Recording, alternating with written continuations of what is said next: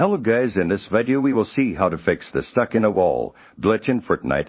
We'll cover everything you need to know. Let's get started.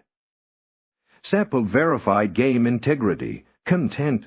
Begin by checking the integrity of your Fortnite game files. This process varies slightly depending on your platform, PlayStation, Xbox, Switch, mobile.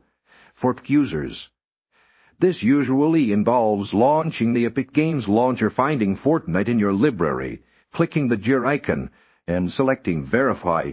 Console users should check their system settings for a similar check for updates or repair game option. This will scan your game files and replace any corrupted or missing files that might be causing the glitch. Ensure your internet connection is stable throughout this process.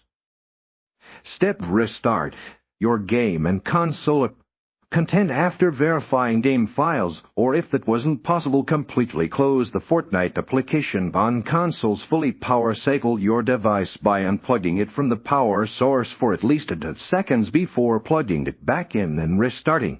For users, ensure the game is closed in Task Manager as well, then restart your computer. This step clears temporary files and processes that might be interfering with the game's functionality.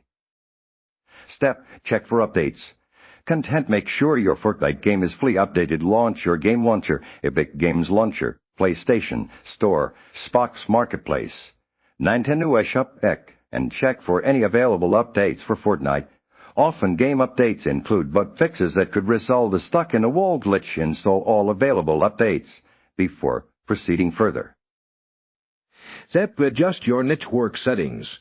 Content network issues can sometimes cause glitches within games. Try temporarily disabling any or proxy servers you may be using. If you are using a Wi-Fi connection, consider switching to a wired Ethernet connection for a more stable connection to the game servers.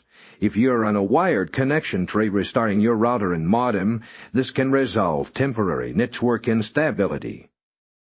Step, reinstall Fortnite content.